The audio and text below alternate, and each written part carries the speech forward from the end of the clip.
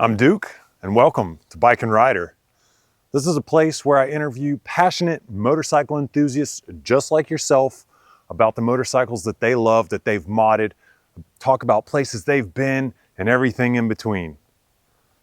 So thanks for joining us. I got a passionate rider right here, and let's go talk to him about his motorcycle.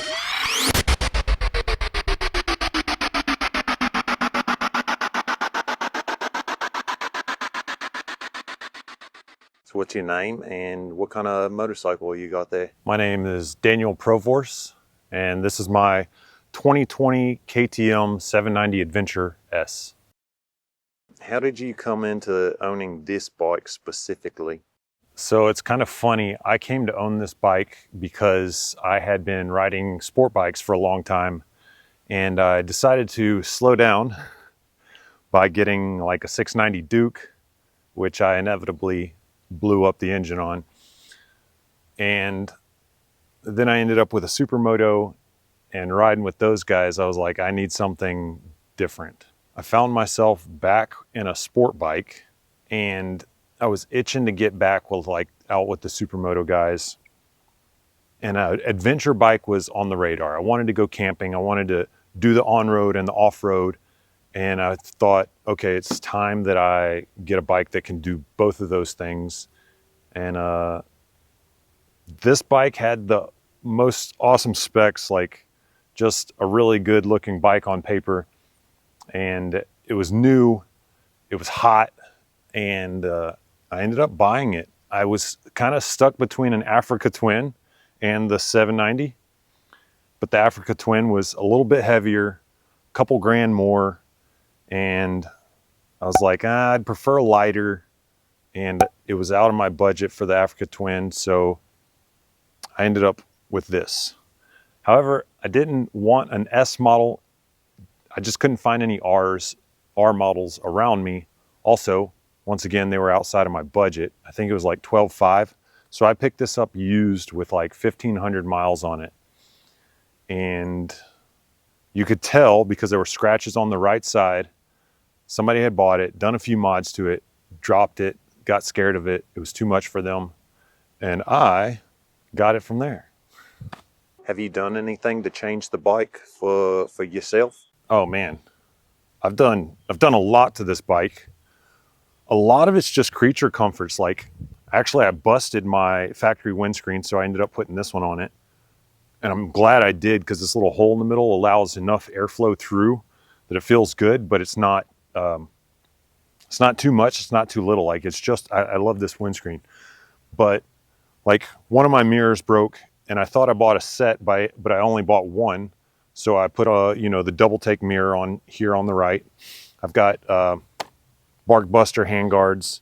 I've got a heated ergo seat. That's garbage. There ain't nothing ergo about it. Because the factory seat's super hard, I bought the ergo seat thinking that it was going to be more comfortable. It's heated, and that's it. It does not change comfort level. I put Oxford heated grips. So these are all like creature comforts, except for the handguards are protective.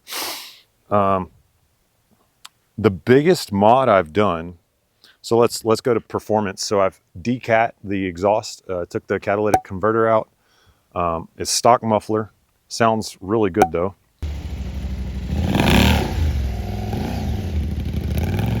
I did put the Rottweiler performance intake on it. And I put the R suspension in it. That's my most recent modification, is the suspension. So the rear shock and the front forks are now KTM 790R suspension. So essentially this is an S bike that has R mods. I just don't have the rally mode that the R mods, or the KTM 790R has. I've got the Venasci Motorsports gas cap, and that's like there's little stuff here and there. Oh, the clutch mod. That's a really good one. My buddy Ward told me about it. And the mod's actually down here, but it makes it so much easier on your finger when you're like really working the clutch a lot. You're doing a lot of climbing, a lot of tedious stuff. You know, it really helps out. Oh yeah, so another mod that I did was this Tusk backplate. which just gives me more opportunity to like tie down bags and stuff. I removed the old, or the side pods, the little storage pods that go here on the bike. I've removed those and actually used that to kind of buckle on some bags that I made. So they're soft bags, lightweight, works out really well. So earlier we talked about modifications you made, but are there any other modifications that you want to do? Yeah, I've got two major future mods that I want to do to this bike. And that's a skid plate, because my skid plate has taken some serious beatings, and it's the factory one. I definitely need to replace that and protect the bike. But the other mod that I'm looking forward to is flashing the ECU. And another one is having this, getting a truly comfortable seat, maybe having this one reupholstered, see if they can keep the heating element and put some nice, comfortable padding in it that will allow me to enjoy the rest of the ride, because it's the only thing that's unpleasant about this bike is the seat. If you bought that motorbike brand new, like what are the top 3 modifications or changes you would recommend? So if you buy the 790 S or the R890, you know, whatever, the top 3 mods I would recommend would be, firstly, decat the exhaust or do a full exhaust system on the bike. That is the #1 modification everybody goes for, is good sound. And if you want to be happy with your bike, go for good sound. A decat works for this bike and it sounds phenomenal. But the second one that really changed the sound was the intake. I put the Rottweiler intake on it, and man, people are like complimenting me left and right, like, dang, that thing sounds good. I'm like, it just sounds like my bike.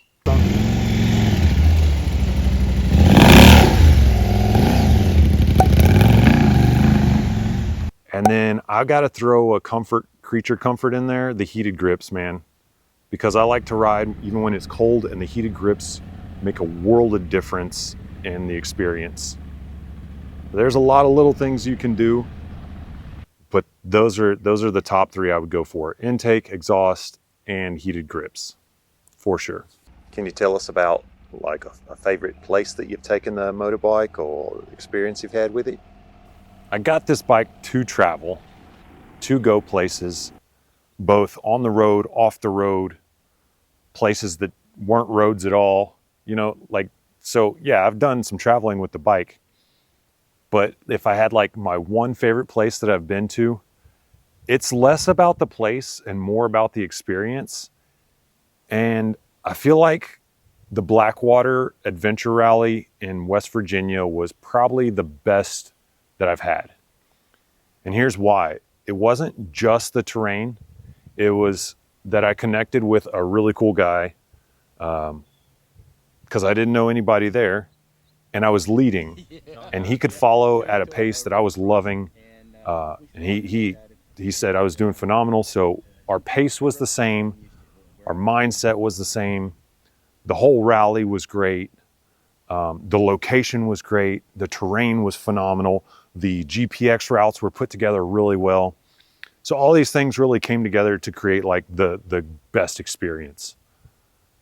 But I tell you, like, there's little moments that I still have, that I've had just here and there. And it wasn't so much about the whole experience as it was about that like small moment. Like, I did a trip with a couple of guys, and there's a video about this, the Tallahatchie adventure ride. And I like jumped a log, just smooth and clean, and just like wham, just over it, you know? And that was like a moment that I just felt on top of the world, you know? And there's other moments like when you crack the throttle, right? And you just break the rear tire loose, and it just slides around a corner, and you're counter steering, and you're just sliding, and wah, you know? I've had moments like that, and then just close calls, right? And those little moments are like the most meaningful. Those are where the memories are formed. Those are where the fun's had, you know? I mean, it seems like you really like it. So like, tell me, like, what are you most proud of about this motorbike? The thing that makes me really proud about this bike is all the work that I've done to it, everything that I've been through with it, and the phenomenal experiences that I've had with it. So like, these bikes are known to have cam failures. I went through that.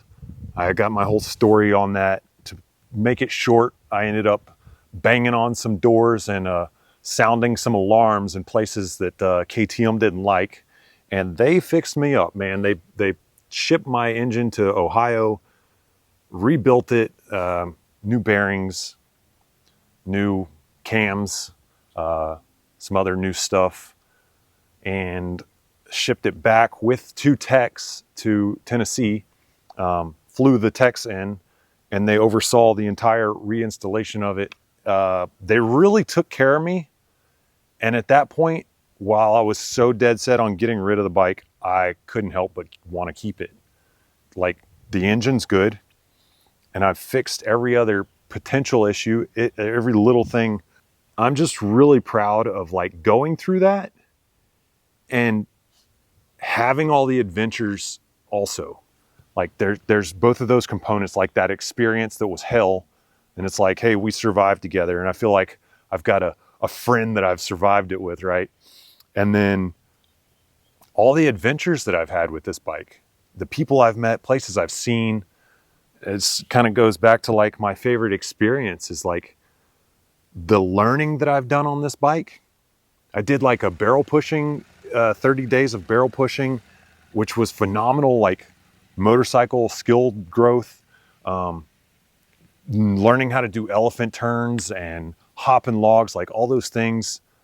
This bike has fallen more than any bike that I've ever had, and I've always gotten back up with it. So that's like the most profound thing about me and this 790.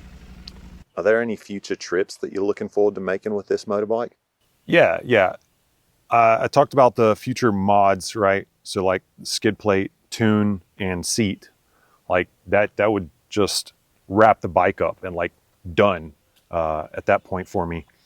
But like as far as plans go, this year I'm going to Moab and I'm taking this bike, gonna hit all the gnarly stuff that I can find, ride some trails with some bros. I'm really looking forward to that because I've never been, and Moab's always talked about as like a legendary off-road place. Like that's the place. Yeah, I'm really looking forward to that. And I think this bike's going to do phenomenal. Is there another motorbike that you got your eye on you might ever trade this one for or consider trading it for? So that's a really hard question because this bike, I probably could trade it in, but I don't want to. Like I've put so much money, energy, effort, love into this bike, and I've got all the creature comforts, you know, I've already done all the stuff, right? And I just don't want to go through all that with a new bike, because when you get a new bike, you got to add on all these little things. Okay, I see what you're saying. If there was one bike that I would consider, it would be the Cove, the 800. It's a little bit lighter, makes, I think, a little bit more power. It's like really close. It's like the exact same power plant as this bike, but it's lighter, and that's really attractive for the off-road aspect.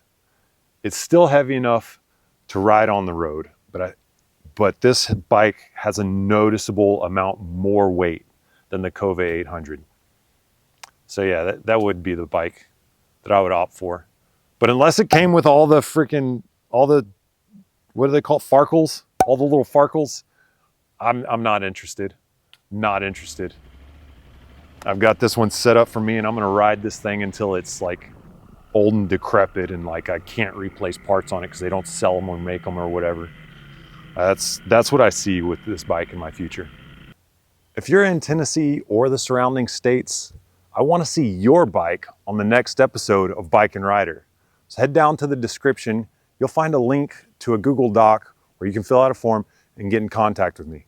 Thanks for watching, everybody. Live free, ride hard, and I'll see y'all on the next one.